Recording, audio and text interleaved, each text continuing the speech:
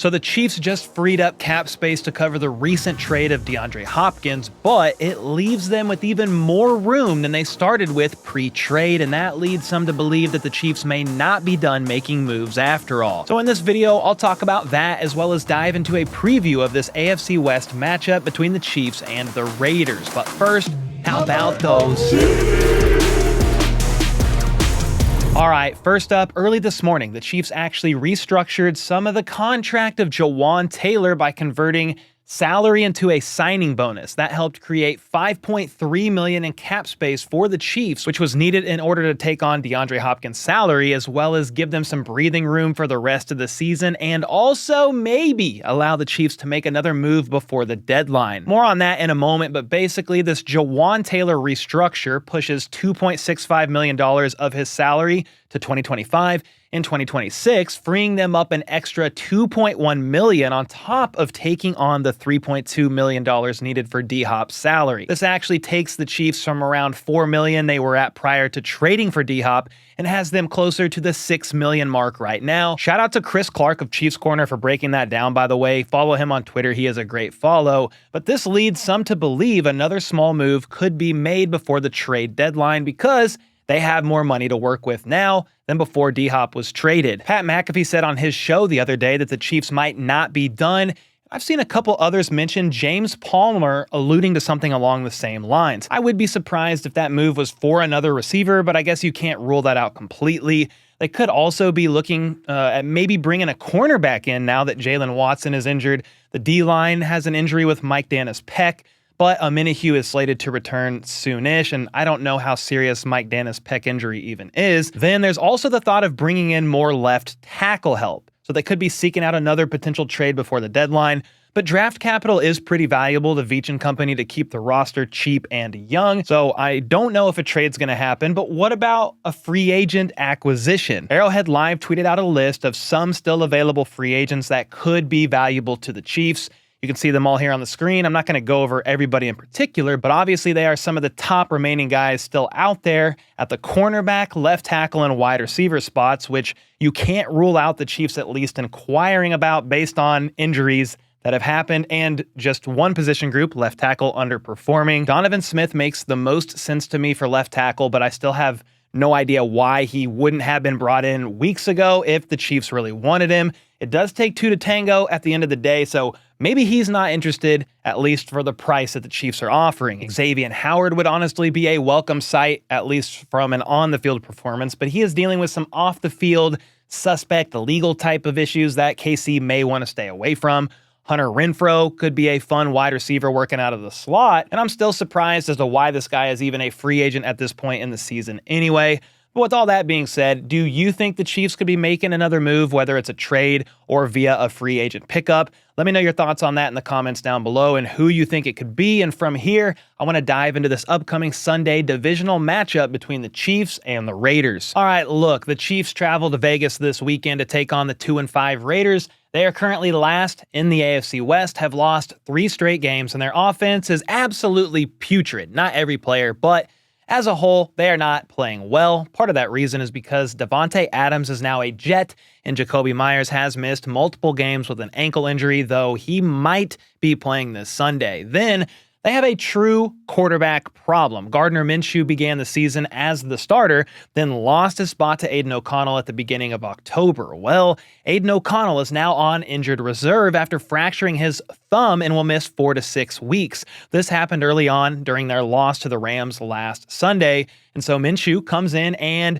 proceeds to throw 3 interceptions and lost a fumble. He had a QBR of 11.6, which is even worse than mine would have been if I started for that team. And guess what? The Rams defense isn't really playing well right now, all things considered. They're 23rd in points, 20th on third downs allowed, 26th in rushing yards per game allowed. And in spite of that, they still held the Raiders to just 15 points, which was from 5 freaking field goals. Vegas is currently 25th in scoring, averaging just 17.7 points per game. Meanwhile, the Chiefs' defense is 5th best in the NFL, holding teams to only 17.2 points per game.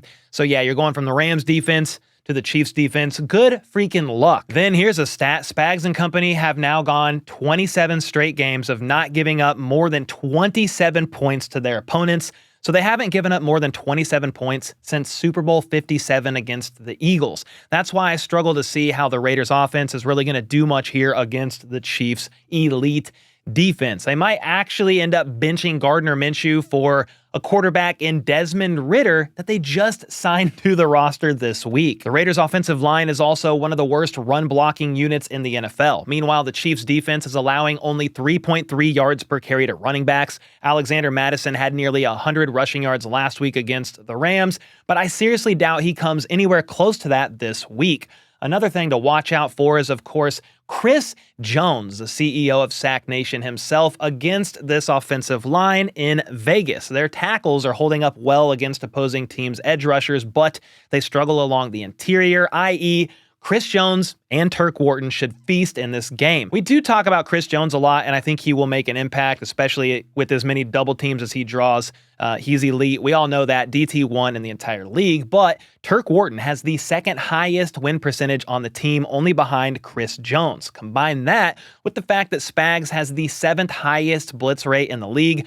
I think the Raiders are simply outmatched here. Sure, the one bright spot on this team is tight end Brock Bowers. He has the most receiving yards, receptions, targets, and yards after the catch among all tight ends, and he's only a rookie, so he is definitely the real deal and one that the Chiefs have to focus on. Don't lose sight of that guy, and I don't care if you have to put a safety on him rather than a linebacker. Doesn't really matter who it is, just do what you need to do to shut this man down. This also should be a good game in theory for the secondary to see how things can look without Jalen Watson, who's obviously on IR for the season. Again, the Raiders no longer have Devontae, and Jakobi Meyers, if he plays, he's not going to be 100%. So Najee Johnson should get more work in, maybe Christian Roland Wallace as well, without having to be tested against a bunch of elite wide receivers. And before I get into the rest of this preview, I've got my Underdog pick'ems in for this upcoming game. Underdog is not only the season-long partner of the channel, as well as the best and easiest place to play fantasy sports, but they are offering up to $1,000 in bonus cash for any new signups, plus a free Dak Prescott pick to use in one of your pick'ems. And that is exactly what I used for my first pick, because why the heck not a free pick on Dak Prescott? Next, I actually did something I've never done, and that's opting for both quarterbacks to throw an interception in this game. Both Mahomes and Minshew have 8 on the year, with Mahomes throwing at least 1 in every game this season, and Minshew throwing 5 in the last 2 games he's played in. Hell, maybe me selecting Mahomes getting an INT will reverse the curse, so I'm willing to take one for the team if needs be. Then, I gotta go with Kareem Hunt's higher than 65.5 rushing yards. He's done this in all 3 games so far for Kansas City. Meanwhile, the Raiders are allowing 136.7 yards per game, which is 23rd in the NFL. And finally, I spammed the higher on tight end Brock Bowers, getting at least 58.5 receiving yards. The Chiefs have given up the most receiving yards in the league to tight ends, and Brock Bowers has had over 58 yards receiving in 3 straight games. Combine that with the fact that Jakobi Meyers probably or possibly isn't playing again, and Bowers will be Minshew's go-to target out there. And with that, I put a quick $25 down for a chance to win 19x on my money. And whether you agree or disagree with these, you can support the channel by using code HBTC and make your own picks for any NFL game this weekend. The link to these picks are in the description down below if you want to use them. But again, any new signups will get up to $1,000 in bonus cash plus that free Dak Prescott pick in the lobby. Now, on the other side of the ball, Patrick Mahomes is 18-1 on the road in his career against the AFC West and is 10-2 against the Raiders. Specifically on the road against them, he's never lost in Vegas, and that includes Super Bowl 58, where the Chiefs won a Super Bowl in Allegiant Stadium before the Raiders even won a playoff game there. And yeah, the Raiders did beat the Chiefs last Christmas in a very weird game that involved back-to-back turnovers, resulting in defensive touchdowns for the Raiders. In spite of that, Vegas's offense only put up 6 points on 2 field goals and didn't complete a single pass outside of the first quarter, yet won the game 14-20. So you take away those 2 defensive scores, and that's a Chiefs W. Of course, they ended up losing this game, and the offense really needs to score more than 14 points, but that was a rather fluke of a game that head coach Antonio Pierce can try and use as a poor attempt to tell the world he has the recipe to beat the Chiefs. But I don't think not completing a single pass outside of the first quarter and relying on 2 defensive touchdowns is a game plan that will manifest all that often. The Chiefs used that game as a wake-up call, by the way, and have won 12 straight games since. Meanwhile, the Raiders, they've won 3 and lost 6. Plus, for whatever reason, one of their rookies gave Mahomes some extra motivation when he wielded a Kermit the Frog puppet after a training camp practice months back, and Mahomes' response to that was this. It'll get handled when it gets handled. It'll get handled when it gets handled. Well, it's officially handle it week, so let's freaking go. And I know Mahomes isn't playing up to his usual standards with only 6 passing touchdowns and 8 interceptions, but the team is still moving the ball very well and are coming off of a game where they scored 4 of 5 times in the red zone, all 4 of those being touchdowns against a pretty solid 49ers defense. They are middle of the pack in several metrics, but are 4th on converting third downs, and when you combine that with the fact that they have the #1 rushing success rate in the league, I don't see why Mahomes and company can't have some success here against the Raiders defense. Feed Kareem Hunt. I like that a lot. CEH could be active, but I think you need to feed Kareem all that you can. He was limited this week in practice on Wednesday with a hip, but was a full participant both Thursday and Friday, so he is good to go. And here's why I think the Chiefs offense should feast. The Raiders defense is 29th in the NFL, allowing an average of 26.1 points per game. They are 20th in the red zone and 23rd in rushing yards allowed per game. Well, that's a recipe for some Chiefs success right there.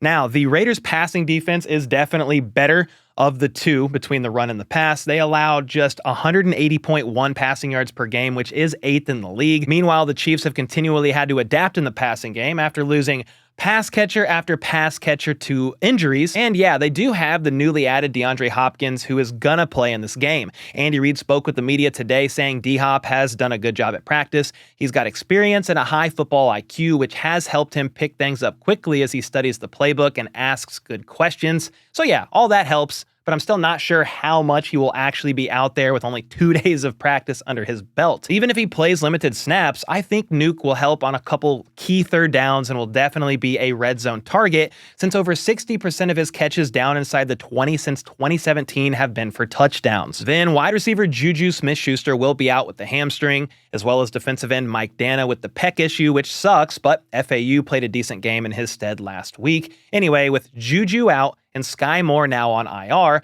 that means the wide receiver room looks like this: Xavier Worthy, DeAndre Hopkins, Justin Watson, and Mecole Hardman, plus somebody from the practice squad that will most likely get elevated. Andy Reid confirmed today in his presser that they will bring a couple of guys with them from the practice squad and made it seem like somebody will get the elevation phone call. I'm guessing Justin Ross, who is now number 82 after D-Hop snagged number 8 upon his arrival, but it could be Nico Remigio or Montrell Washington, even Cornell Powell, who they just recently brought back to the practice squad, but we will find out either way tomorrow if the Chiefs elevate anyone at all. Then, of course, Mahomes still has Travis Kelce. Can't forget that. He's had a couple of solid games 2 weeks ago and then 3 weeks ago, put up some pretty decent numbers. Plus, Noah Gray just last week is coming off of a career game. Both of those guys are going to help for sure in the passing game.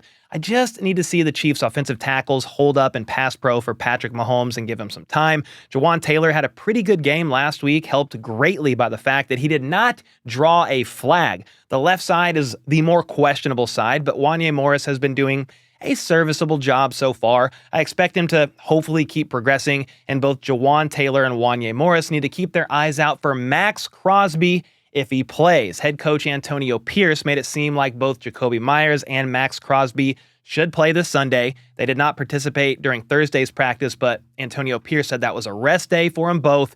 So we shall see. Max is a dog, and Mahomes will for sure need to be well aware of where he is at all times. If Mahomes can get some time in the pocket, I would love to see a deep bomb connected with Xavier Worthy, something they missed by like 5 feet last week. Then all KC needs to do is play a clean game with no turnovers. Please, God, no turnovers. And they easily win this one, in my opinion. Vegas is actually the team with the worst turnover differential in the entire league by a landslide. -13. Look at this chart. It is disgusting. The Chiefs aren't great either in this category, but -3 is still way better. So yeah, I think Mahomes comes in, He remembers all the little talk from the Raiders and works them over. Spags coaches out of his mind on the defensive side of the ball, and the team walks away from this 7-0, winning by more than one score. I believe the Chiefs are 9.5-point favorites, with everyone and their mother picking them to win this game. The Chiefs on offense have averaged 24 points per game on the year and 27 in the month of October through the 2 games they've played. So I have them putting up 27 on the day, with the Raiders only managing 17. So make sure to let me know your score predictions in the comments down below. Don't forget to check out Underdog for that free pick and up to $1,000 in bonus cash for new signups. And until next time, let's go. Let's freaking go. How about those?